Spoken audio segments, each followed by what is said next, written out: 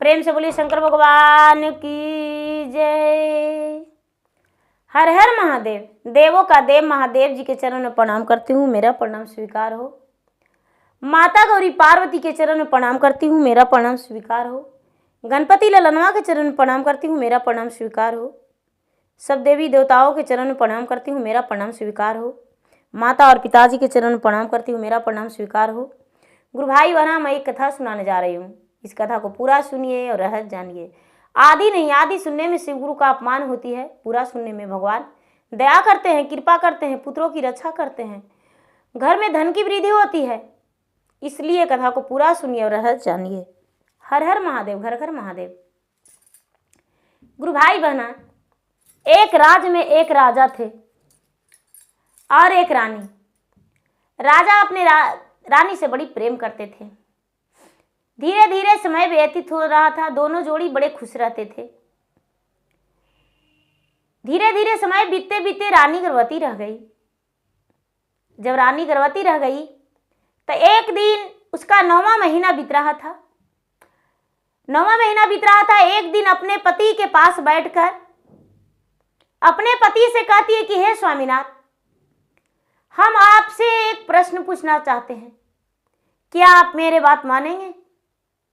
क्या आप मेरे प्रश्न का जवाब देंगे? राजा बोले, हे जीवन संगनी, तुम पूछो, मैं बताने के लिए तैयार हूं। बोलो, क्या कहना चाहती हो? राजा को बात सुनकर रानी मुस्कुराते हुए बोली, हे स्वामीनाथ, क्या बताऊं, मैं तो मां बनने वाली हूं। शायद पुत्र हो या पुत्री, मेरा गर्भ से तो जन्म कुछ तो लेगा, लेकिन हमें लगता है कि हम जीवित नहीं रहेंगे आपके बच्चे के प्रतिपाल के लिए, आपके पत्नी स्वरूप जीवन निभाने के लिए। क्या आप मेरे बच्चे का लालन पालन करेंगे सही से? क्या आप दूसरा विवाह कर लेंगे? राजा बोलते हैं कि हे जीवन संगनी, पति तो परमेश्वर होते हैं और जो पत्नी होती है देवी स्वरूप होती है। तो हम लोग दोनों साथ रहते हैं, ऐसे तो जीते जी तुम्हें कुछ होने नहीं देंगे, लेकिन हो सकता है किसी कारणवश तुम्हारा मृत्यु हो गया तो हम दूसरा विवाह नहीं करेंगे और अपने बच्चे का प्रतिपाल बहुत अच्छे से करेंगे। रानी बोली कि हे भगवान, पति का बात सुनकर तो मैं धन्य हो गई, शायद ऐसा ही होता। अब धीरे धीरे समय व्यतीत होने लगा। 10 से 15 दिन के बीच में रानी का वो दृश्य, बच्चा जन्म ले लिया। जब बच्चा जन्म लिया तो वह लड़की थी। राजा लड़की को नाम सुनकर बड़ी खुश हो गए। उनकी जो पत्नी थी रानी, वो भी बड़ा खुश हो गई। राजा कहने लगे अपने पत्नी से कि हे जीवन संगनी, आज मैं बहुत खुश हूं, मेरे घर में लक्ष्मी माता का आवाहन हुआ है। लक्ष्मी जो है छोटी छोटी नन्ही नन्ही पांव से मेरे घर में आज खुद चलकर आए हैं। मेरे घर में लक्ष्मी का आवाहन हो गया है। रानी बोली, हे महाराज, भगवान से विनती की है कि एक खुशी आपका घर में महकता रहे, खुशबू भरा रहे घर में। और इतना कहते ही रानी अपना दम तोड़ दी। राजा जा रानी से बात कर रहे थे, रानी को समझ में भी नहीं आया कि मैं इस दुनिया से जाने वाली हूं। राजा सोच भी नहीं सके कि मैं इस दुनिया से, मेरा पत्नी इस दुनिया से चल गई, दम तोड़ दी। राजा बातें करते रह गए और रानी दम तोड़ दी अपने पत्नी को। राजा हाथ पांव हिला रहे हैं, लेकिन राजा की पत्नी जो थी वो तो बोलने का नाम ही नहीं ले रही थी, वो तो पांव हाथ भी नहीं हिला रही थी। राजा तुरंत मंत्री को आवाज दिए। मंत्री तुरंत आए और कहने लगे कि हे भगवान, क्या हो गया रानी साहब को? दोनों मिलकर डॉक्टर के पास ले गए। डॉक्टर उनका नस नाड़ी टोया और बोला कि ये तो इस दुनिया से चल बसे हैं, ये तो अब इनका माटी है, अब इनके शरीर में जाने नहीं, ये अपना दम तोड़ चुके हैं। राजा घबराते हुए पूरा नीचे जमीन पर गिर गए और रोने लगे। पूरा राजा बेहोश हो गए।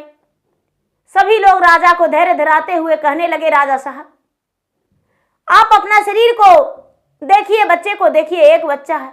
रानी तो इस दुनिया से गई है, लेकिन देवी जैसी एक कन्या देकर गई है।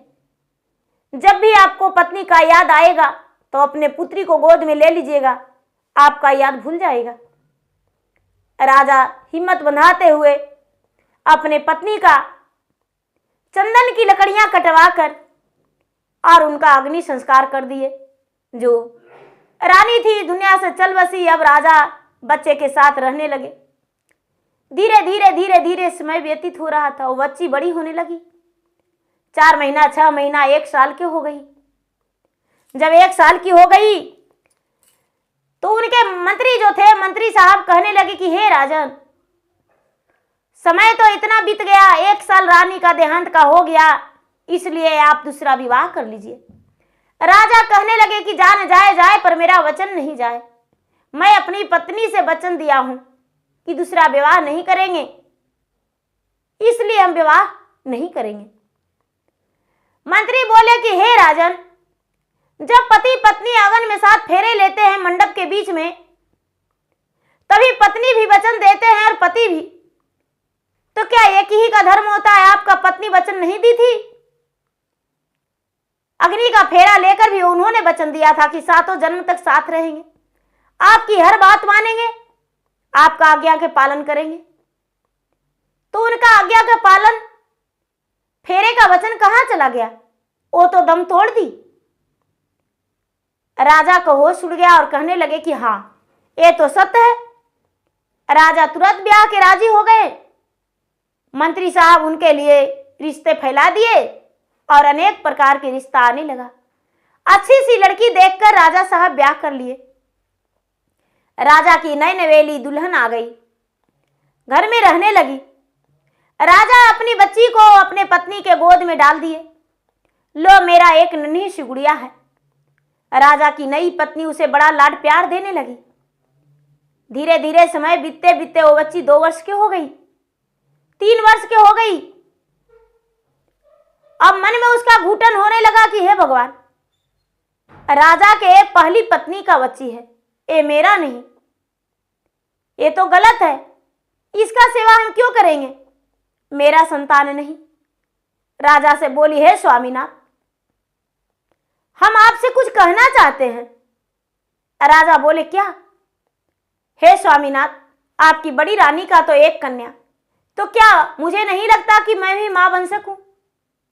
वो तो बड़ी हो गई है, एक संतान मुझे भी हो जाता तो अच्छा था। राजा बोले, धन्यवाद, भगवान की मर्जी रहा तो हो ही जाएगा। 4-6 महीना के बाद रानी, जो छोटी रानी थी, नई रानी, वो गर्भवती रह गई। और जब गर्भवती रह गई तो उसका ओद्र से भी एक कन्या जन्म लिया। और जब उसका ओद्र से कन्या जन्म लिया तो धीरे धीरे समय बीतने लगा और दोनों बच्ची एक ही घर में रहने लगी। जो बड़ी वाली थी, राजा की बड़ी बेटी, उसका नाम सीता था, और जो दूसरी थी, दूसरी वाली से, उसका नाम राधा था। तो सीता और राधा एक ही पिता का दोनों संतान है। अब जो उस घर में उसका पालन पोषण होने लगा, तो पहले जब राधा जन्म नहीं ली थी तब तो सीता का बड़ी मान सम्मान मिल रहा था, लेकिन जब राधा आ गई उस घर में लक्ष्मी बन के, तो सीता का मान सम्मान कम गया।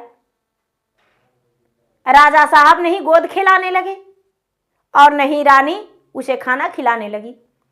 अब तो उसे दाई के हाथों खाना और दाई के गोद में उसके सोना। धीरे धीरे समय व्यतीत होने लगा। अब राधा 5 साल की हो गई तो सीता 8 साल की हो गई। और जब सीता 8 साल की हो गई तो सीता को मां कहती कि अरे तुम थाली धो दो, तुम एक काम कर दो। राधा खेलती थी। सीता को लगता था कि मेरा बहन खेल रही है, मुझे माँ थाली धोने को कर रही, लेकिन फिर भी खुश होकर धो देती थी। अब राधा जो थी, राधा के पढ़ाई के लिए स्कूल में नाम लिखा गया और सीता के लिए चूल्हा चौका के लिए नाम लिखा गया। ये चूल्हा चौका करती थी, भोजन बनाती थी, और राधा जो थी स्कूल में पढ़ाई करती थी। लेकिन सीता जो थी, सीता स्कूल जाती थी। स्कूल जाते समय रास्ते में एक भगवान का मंदिर मिलता था, मंदिर था। मंदिर के पास बैठ के और भगवान से कहती थी कि हे भगवान, एक बहन पढ़ने जाती है और उसको हम स्कूल छोड़ने जाते हैं। माँ कहती है उसको स्कूल तक छोड़ देना, उसका हम किताबें लेकर पहुंचाते हैं। लेकिन भगवान, मेरा भाग में क्या पढ़ाई नहीं है? क्या कारण ऐसा है जो मेरा भाग में पढ़ाई लिखाई नहीं है? मेरा नाम चूल्हे चौके में लिखवाया और उसका स्कूल में। रोज छोड़ने जाती थी तो छोड़ के आती थी तो भगवान से यही कहती थी। धीरे धीरे समय बीता और उसे लगा कि भगवान के सब कोई पूजा करते हैं तो हम भी करेंगे। 10-11 साल की हुई दीदी तो पूजा पाठ करने लगी। पूजा पाठ करती थी, भगवान के नमन करती थी और अपने दिल में भगवान की जगह दे दी। भगवान के लिए उनके मन में आस्था बन गया। अब धीरे धीरे समय बीता तो 14 से 15 साल की हो गई सीता।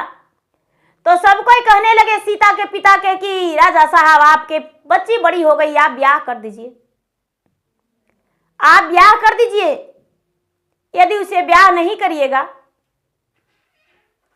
तो बहुत ज्यादा बड़ी हो गई है, दूसरी बेटी भी आपके सियाना हो गई। राजा अपनी पत्नी से कहते हैं कि सुनो जीवन संगनी, गांव में मुझे चलने नहीं देते हैं, अब सीता का ब्याह करने का तैयारी करते हैं। राजा की नई पत्नी बोली कि हे स्वामीनाथ, राधा और सीता का विवाह ऐसे नहीं हो सकता है। आप एक बिल्कुल गरीब भिखारन के बेटे से ब्याह करिए, क्योंकि राधा जो है वो पढ़ाई लिखाई करती है, सीता है उसे स्कूल भेजाते हैं तो वो स्कूल में बैठती नहीं है, भाग आती है घर, उसका कोई अक्ल नहीं है। देखते हैं गोबर घर करती है, चूल्हा चौका करती है, बर्तन धोती है, आंगन में झाड़ू लगाती है। बड़ घराना में जाएगी तो शिकायत हो जाएगा कि इसका कोई लूर नहीं है, तब हम क्या करेंगे?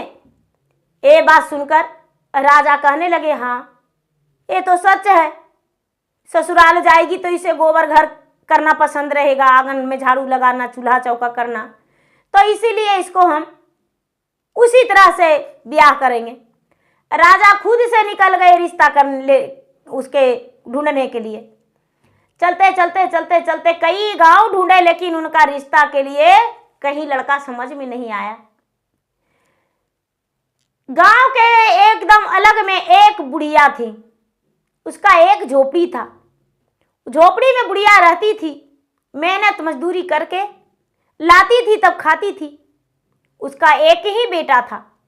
बेचारी बुढ़िया बहुत समय से पहले विधवा हो चुकी थी, अपने बेटा पर जीवन बिताई थी। उसी के पास राजा को पता चला तो राजा उसके घर गए और राजा कहते हैं कि बहन जी, आपके घर में हम शादी करना चाहते हैं अपने बेटी को। बुढ़िया बोली, हे भगवान, किसी का किस्मत ना फूटे कि राजघराने की बेटी मेरे घर आए। आपकी बेटी आएगी, सोने की ढिलुआ मांगेगी, पलंग सोने के लिए बोलेगी, तो इस झोपड़ी में तो हम जमीन पर सोते हैं, आपकी बेटी का पलंग कैसे दे सकते हैं? राजा कहते हैं मेरे बेटी जो है जमीन पर सोने वाली है, उसे ये सब झोपड़ी बहुत पसंद है, इसीलिए आपके घर हम शादी करना चाहते हैं।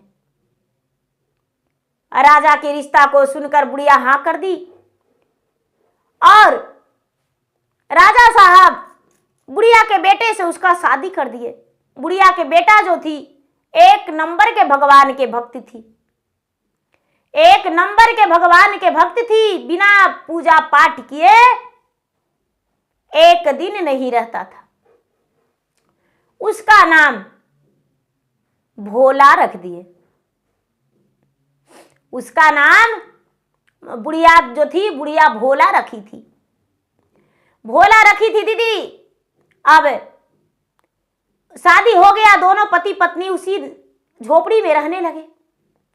ये महल में रहने वाली तो जरूर थी, लेकिन इसका झोपड़ी जैसा भी सुख नहीं मिल रहा था।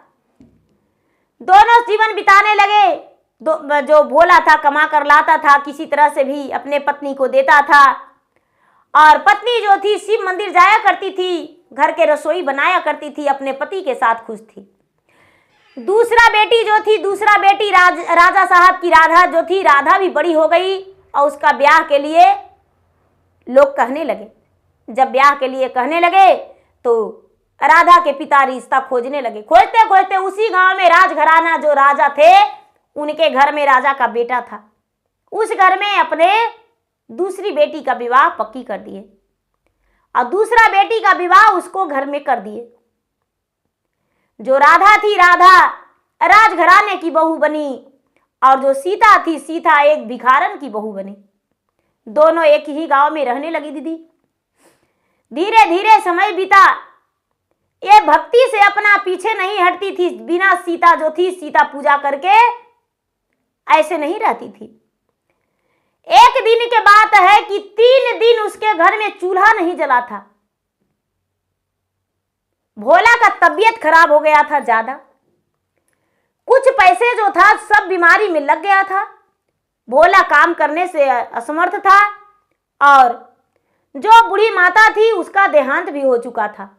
अब भोला जो था टूट चुका था। उनकी पत्नी एकदम बेसहारा हो चुकी थी, सीता। उनके घर में 3 दिन से चूल्हा नहीं जला था। जब 3 दिन से चूल्हा नहीं जला था तो भगवान भोलेनाथ कहते हैं, पार्वती माता कहते हैं भोलेनाथ से कि हे भगवान, देखिए तो आपकी भक्त है, उसके पिता जो है, पति जो है बिस्तर पर पड़े हुए हैं, उसकी सास का देहांत भी हो गया, और फिर भी आपके पूजा पाठ नहीं छोड़िए। देखिए उनका कर्मठ का कुछ ही दिन हुआ है, पूजा करना शुरू कर दी है। उसका घर में 3 दिन से चूल्हा नहीं जला है। बताइए कि कैसे करके वो आपके पूजा करेगी।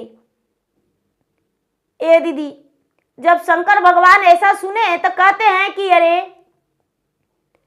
आप चुप रहिए, उसका तो बहुत बड़ा हम अटूट परीक्षा लेंगे। देखिए आप, अभी 3 दिन हुआ है तो क्या हुआ है? कुछ नहीं हुआ है।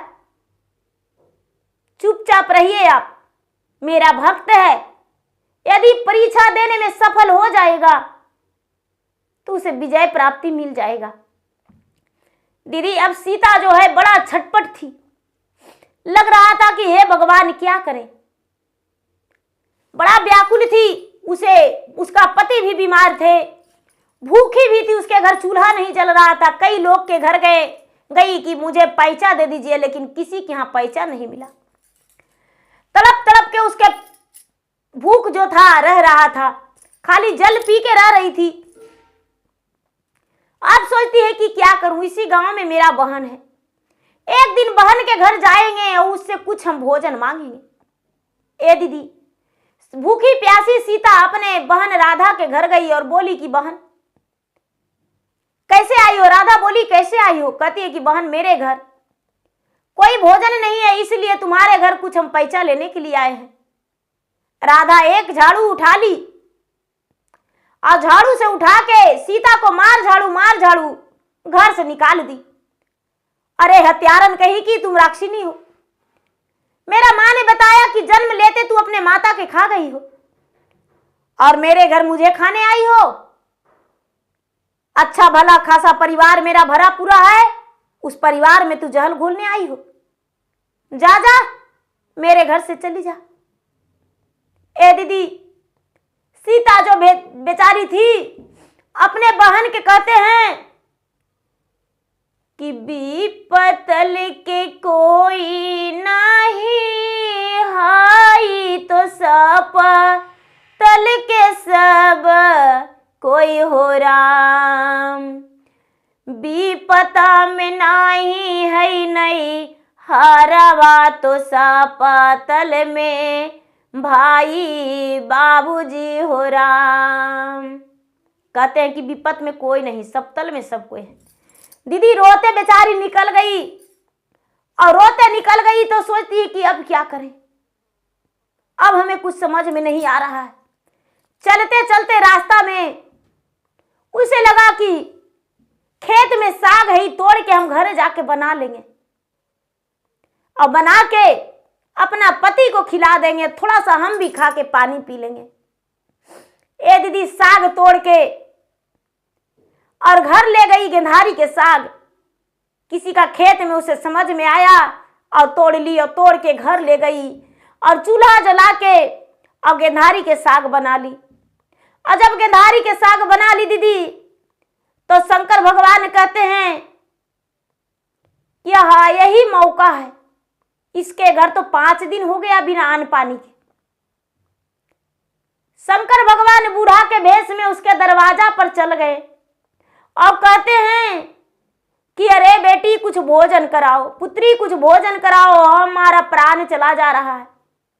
सीता जो है कहती है कि बाबा मेरे घर भोजन नहीं है, क्या भोजन कराऊं? बाबा कहते हैं तुम्हारा घर चूल्हा जल रहा था और कहती हो भोजन नहीं, हमें कुछ तो भोजन कराओ। यदि तू भोजन नहीं कराएगी तो तेरे दरवाजा पर अपना प्राण त्याग देंगे और तुम अंधी हो जाओगी, तेरे पति का कोढ़िया हो जाएगा। ए दीदी ऐसा बात सुनकर याद आया कि अरे मेरे घर तो साग बना है खाली। बाबा हम साग बनाए हैं। बाबा जब ऐसा बात सुने सीता के मुख से तो कहते हैं बाबा कि जल्दी से मुझे ला कर दे दो, क्योंकि मैं बहुत भूखा हूं। सीता रोते कलपते जाके बड़े प्रेम से कहती खाली साग बाबा को कैसे खिलाऊं? दीदी खाली साग ले जाके थारी में परोस दी। बाबा जो थे महादेव एक ही बार में सब साग लपेट दिए। कहते हैं पुत्री और है? तो नहीं, और नहीं है बाबा, 5 दिन से हम लोग भूखा थे। बाबा कहते हैं बेटी 10 दिन से हम भूखा थे, कई दरवाजे भटके, किसी ने भोजन नहीं कराया, भगवान तुम्हारा भला करे। बाबा चल गए। दीदी जब बाबा चल गए तो भोला जो था वो कहता है कि अरे तुम साग बना रही थी, क्या साग अभी नहीं बना है? कुछ तो भोजन दे दो। क्या दूं? कुछ नहीं है बाबा, एक आए थे भिखारी, उसे साग हम दे दिए।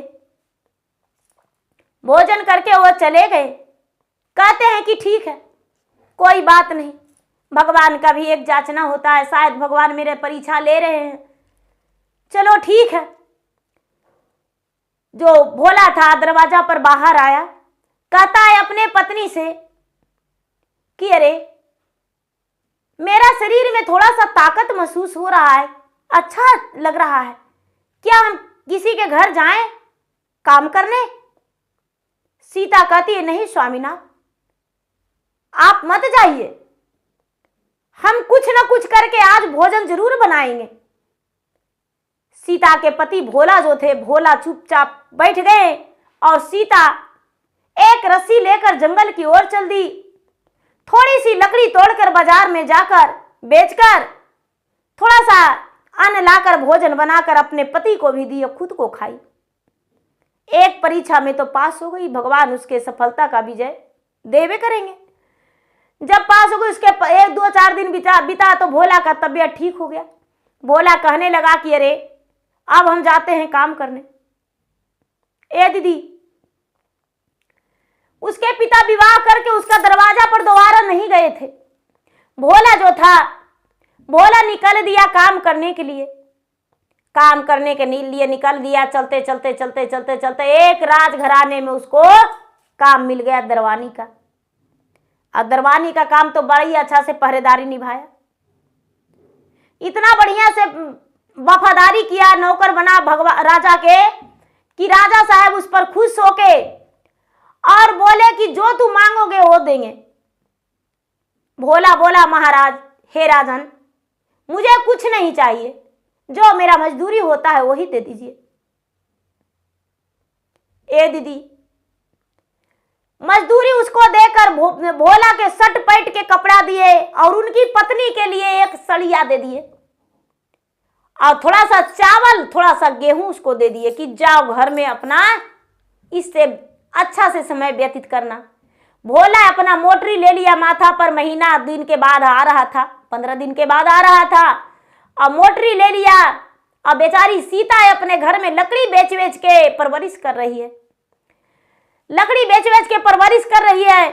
अब भोला जो है अपने सिर पर मोटरी लेकर आ रहा है। रास्ते में एक बुढ़िया जो थी, जब शंकर भगवान और पार्वती दोनों कैलाश पर्वत पे हैं, तो शंकर भगवान से पार्वती कहते हैं कि ये महाराज आप तो परीक्षा लेके आ गए उसका पत्नी से, लेकिन हम उसका पति से परीक्षा लेंगे, हम भी पीछे नहीं रहेंगे, क्योंकि नारी थी तो उससे आप लिए परीक्षा, लेकिन ये तो पुरुष का जाति है, देखते हैं कितना देता है। शेर का सवारी करके और पार्वती मैया चल दिए, लेकिन जो शेर थी उसको एक सुंदर 12 वर्ष की लड़की बना दिए माता पार्वती, और अपने बन गए एक विधवा स्त्री का रूप धारण कर लिए। विधवा स्त्री का रूप धारण कर लिए, एक सफेद साड़ी पहन के और चल दिए। अब उसको देखकर और जो बेटी थी, जो शेरनी बनी बेटी थी, उसे 2 झाप मार के और कहते हैं कि अरे कलमुही कुलछनी, तुम्हें समझ में नहीं आता है, तुम्हें पता है कि तुम्हारा पिता नहीं है, फिर भी तुम खाने को मांगती हो तो मैं क्या दूं? मेरा तो साड़ी फटा हुआ है, समझ में नहीं आता है क्या पहनूं, और तुम कहती हो हमको ये चाहिए वो चाहिए। जो शेरनी है वो कहती है मां 8 दिन हो गया बिना भोजन का, क्या करूं मां, भोजन मेरे पास नहीं है, वस्त्र भी फटा हुआ है, ऊपर से काम भी करने को कहती हो, कहां करूं, कोई काम भी नहीं देता है। ये दीदी भोला जब बात बुढ़िया को सुनी, उनका माता तो अपना रूप बदले हुए थे, रुक के कहता है भोला की मां क्या बात है, नहीं नहीं बेटा तुम जाओ जाओ अपना घर, बेटा आपस की मामला बात है, माँ बेटा दोनों, माँ बेटी दोनों है। नहीं माता कोई तो बात है। अरे बेटा क्या बतावे, मेरा पति का देहांत हो गया है, 6 महीने हो गया, मेरे पास कोई धन संपत्ति नहीं, गांव वालों ने मुझे निकाल दिए हैं, एक जवान बेटी है बेटा इतना सुंदर, क्या करे, इसको हाथ थामने के लिए भी कोई तैयार नहीं है, बेटा इसका भी खाना खावा चाहिए, कपड़ा चाहिए, और मुझे भी 10 दिन से भोजन नहीं किए हैं बेटा।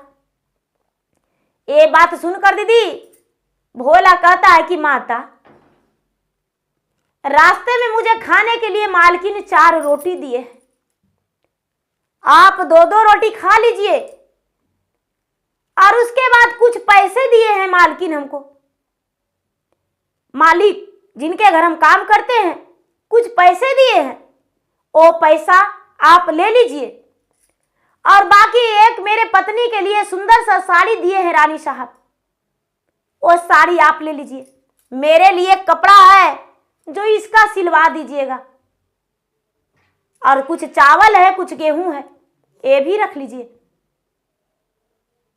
ये बात सुनकर वो कहते हैं कि भाई तुम क्या करोगे,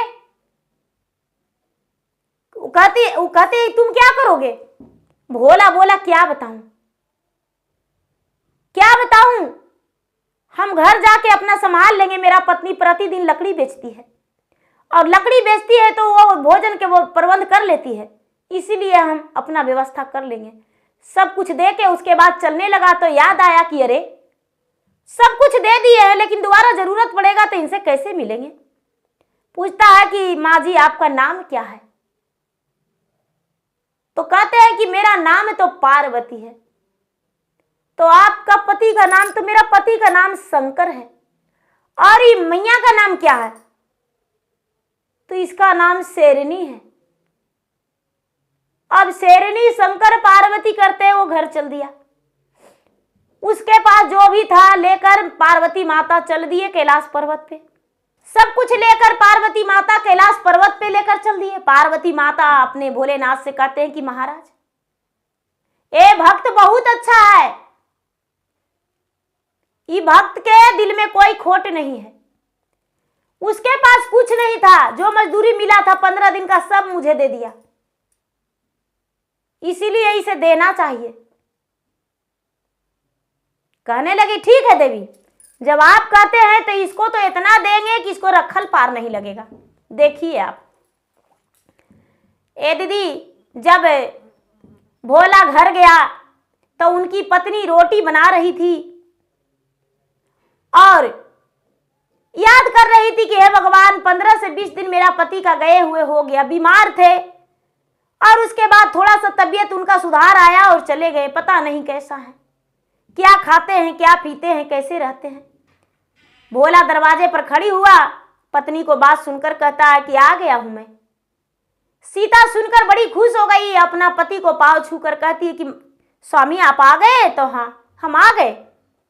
बैठे दोनों, और दोनों जब बैठे, इतना ही में दरवाजे पर एक वृद्ध व्यक्ति थरथर कांपते हुए वहां आए और आकर कहने लगे, अरे बेटा, इस घर में कोई है?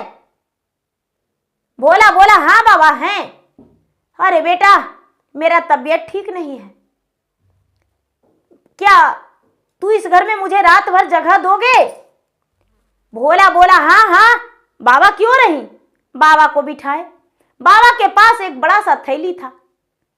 बेटा इस थैली को रख दो, बेटा इस थैली को रख दो और मुझे सोने का जगह दे दो। भोला सोने का जगह दे दिया। बाबा सोने लगे तो सीता कहती है, बाबा भोजन कर लीजिए। बाबा भोजन कर लिए। उसके बाद सवेरा हुआ तो चलने लगे तो कहने लगे कि बाबा, कि बेटा, तुम्हारा मेहनत का कमाई इसमें पड़ा हुआ है,